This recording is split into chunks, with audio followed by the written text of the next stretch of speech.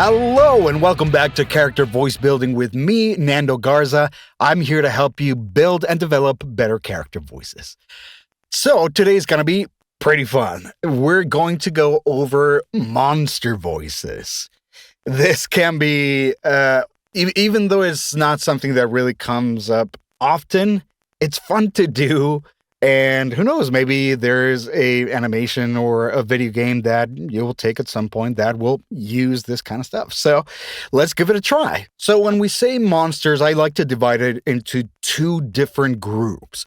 One would be the basically ghoul type monsters, zombies, or just kind of unhuman, undead thing, or just fictional, terrible beasts. And the other ones are more like dinosaurs or something like that.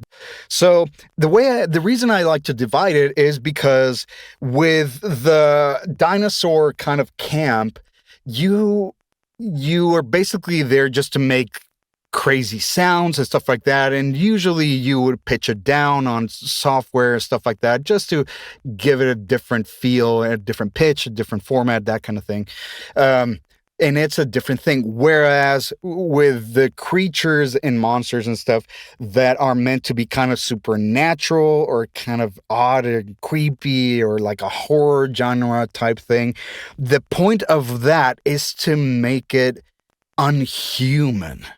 So if you look at movies, horror movies and stuff like that, the things that really creep us out is, like, for example, if there's a lady with her head tilted like all the way down here with her eyes wide open and then just starts sprinting like crazy towards you, it's something that a normal human shouldn't be able to do that.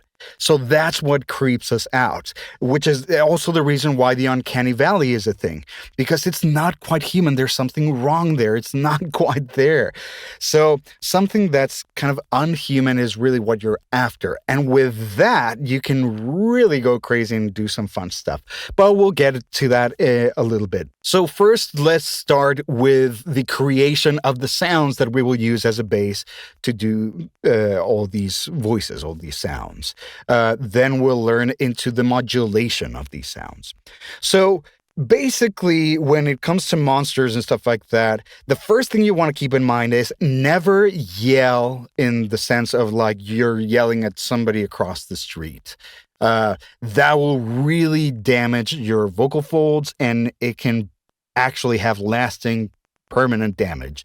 So be very careful with that. We don't want to do that. Instead, we want to do a lot of the stuff that we covered in the distortion episode of the RCSB breakdown. RCSB series, I mean. You can check out the link somewhere over here, and it'll give you a more detailed example of how to achieve those sounds. So one of them that I talked about in the video is the fry sound, which is like the ring, like from the character. It's just that, but with a little bit more breath support and just making it a little louder. And the other sound is using the false vocal folds to create that sound.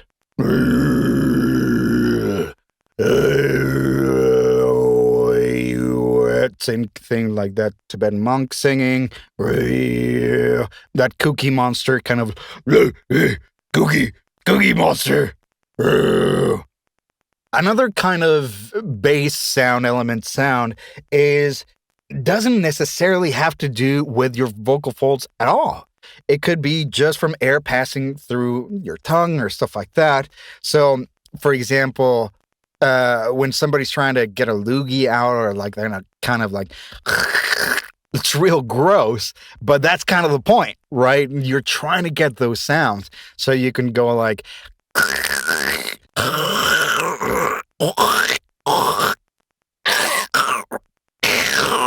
none of that involves the vocal folds. It's just the tongue vibrating and doing weird things with the air coming out. One other elemental sound that I want to discuss is basically, we've been thinking so far about just what comes naturally, breathing out and making the sound.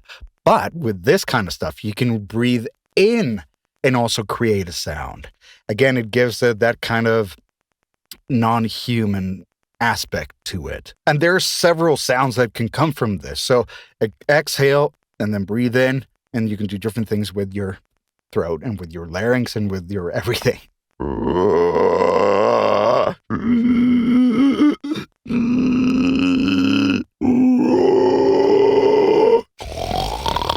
So as you can see, there's lots of elements that you can play around with. So those are basically some of the elemental sounds that I use. Now, with those sounds, you can really go crazy by using the modulation, which really, in terms of the mechanics, is just the resonance, where you play resonance and mechanics, where you place that resonance, how do you move everything to make a particular sound.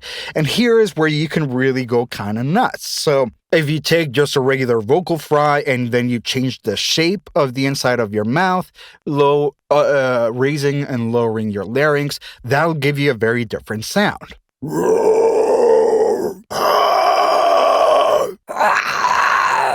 That is all vocal fry. Same thing if you use the false vocal folds.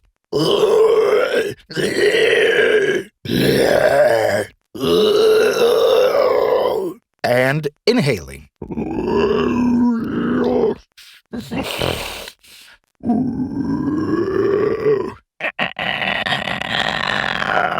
Kind of crazy, right? It's pretty fun. Now, on top of that internal modulation, you can do external modulation. So, what do I mean by this? External modulation is basically augmenting your vocal structure with external things. For example, I have this thing. It's just a tube. Basically, you can use something like the kitchen towelette things. Once it's done, you can use that. And basically what this does essentially is make your vocal tract much longer. So because of that, certain frequencies can resonate better or just different. So a little trick that I learned from somebody on YouTube, I wish I could remember their name, is basically a way to do a lion sound, which is very deep and profound and that kind of thing. Well, to do that, we of course don't have that kind of vocal tract for like a lion does. So we'll elongate it by using this. And what we'll do in this instance is basically do a snort, inhaling through the thing. So like that. Okay?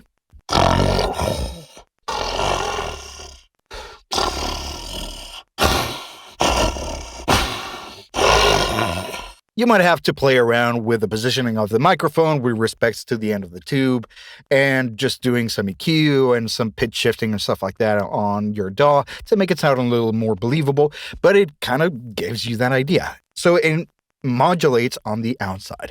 The simplest way to modulate really is using your hands. So you can cup them like that, you can go like that, or anything like that, and all of that enhances the sound. So for example,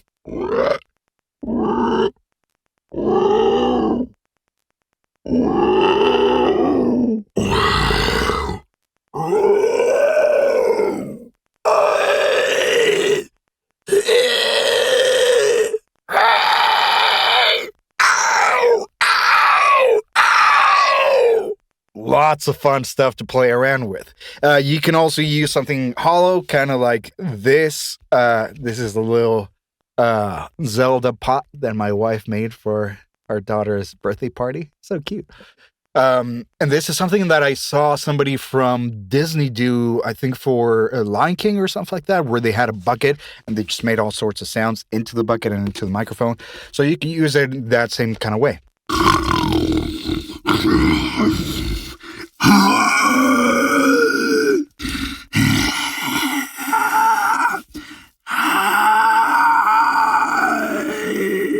So with all that said, you have a bunch of tools at your disposal that you can use for this kind of effect.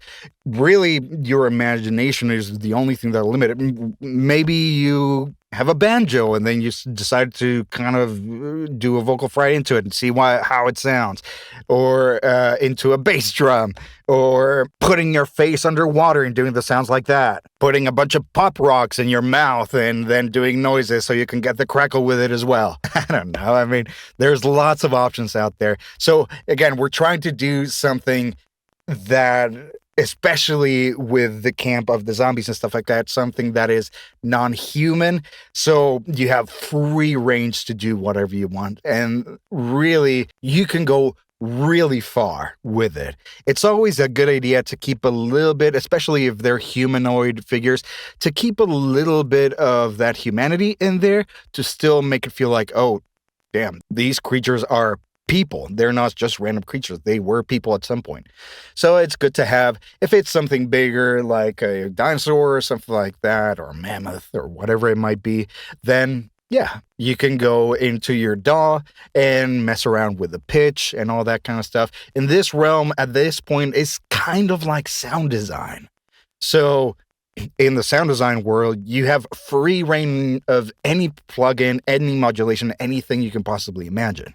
So go nuts, try it. Nobody will judge you for doing things in the computer.